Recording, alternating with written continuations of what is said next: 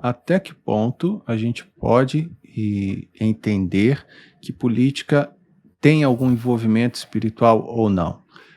Pergunto isso baseado no texto lá sobre a tentação de Cristo, Uhum, onde uma das tentações, Satanás aparece e ele diz, todos esses reinos te darei, se prostrado me adorares.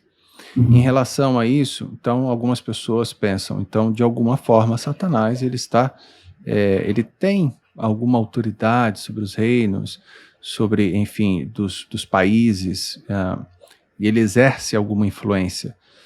E aí uhum, algumas pessoas vão dizer assim, mas ele é o pai da mentira. uhum, Mas existem outras vezes, então a gente não pode acreditar no que ele fala, mas existem outras vezes, outras passagens que os demônios falam, o Filho de Deus, viestes antes para nos atormentar. Então, assim, Filho de Deus, eles chamaram, eles estavam mentindo? Nem sempre os uhum, demônios, eles mentem nos momentos ali, nas passagens bíblicas. Mas, uhum, então, essa parte aí da tentação de Cristo, como que a gente compreende essa passagem? uhum. Eu entendo sempre, pastor Rafael, que nós estamos entre dois reinos. Nós temos um reino espiritual, nós temos um reino físico e um reino sobrenatural. Nós temos dois reinos que disputam entre si aqui nessa terra, nessa esfera em que nós estamos aqui. Nós temos luz por um lado, nós temos trevas por outro. Nós temos verdade por um lado, nós temos mentira pelo outro. Nós temos agora a possibilidade, sim, através da responsabilidade humana, de fazermos aquilo que é correto em seguindo as instruções ou segmento da luz, mas também depreciarmos esses valores quando agora seguimos o caminho das trevas. Essa influência, sim, ela pode acontecer, mas penso eu que sempre vinculada ou veiculada por essa responsabilidade humana, porque dentro do padrão estabelecido por Deus de valores morais, de valores éticos, naqueles que caminham no sentido da luz, a ideia é sempre que essa sobrenaturalidade de Deus, ela mantém esse governo. É importante saber que Deus não perde o controle da história. Deus está sempre regendo a história, porque o próprio Jesus Cristo, como nós citamos aqui no começo da nossa conversa, ele já elencou isso, que todo o poder foi dado a ele nos céus e na terra. Inclusive, no momento do seu julgamento, ele vai trazer essa exposição novamente, dizendo agora que todo o poder ou a pessoa que está diante dele agora o julgando só tem aquela autoridade porque foi dada por aquele a quem competia esse compartilhamento, essa distribuição. Satanás sempre tenta usurpar essa autonomia, essa autoridade, esse poder, né, de governança. Mas existe essa submissão, existe essa entrega pessoal, existe esse controle ofertado para aqueles que não compreenderam a graça, a misericórdia e o favor de Deus. Há dois reinos e existem pessoas que servem tanto a um quanto a outro.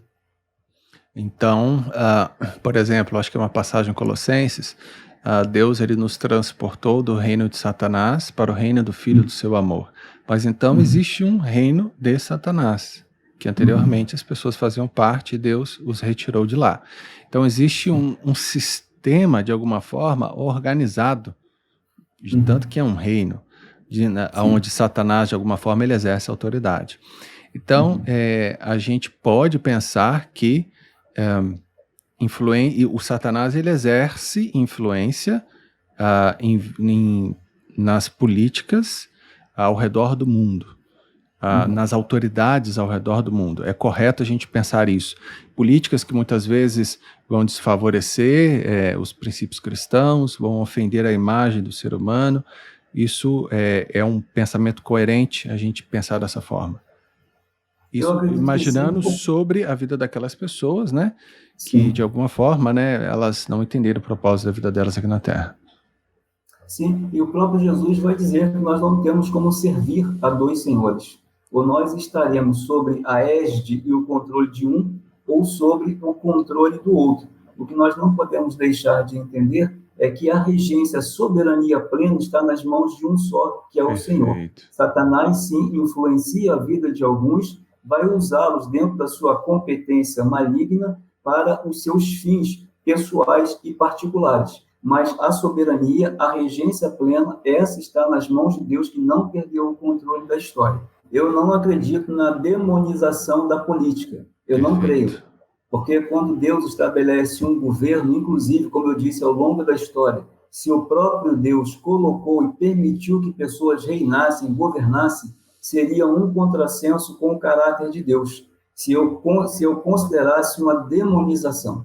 Eu acredito, como sempre, nessas responsabilidades e ações humanas às quais esses homens que governam hoje estão sujeitos ou sofrem as influências, quer do reino da luz ou quer do reino das trevas.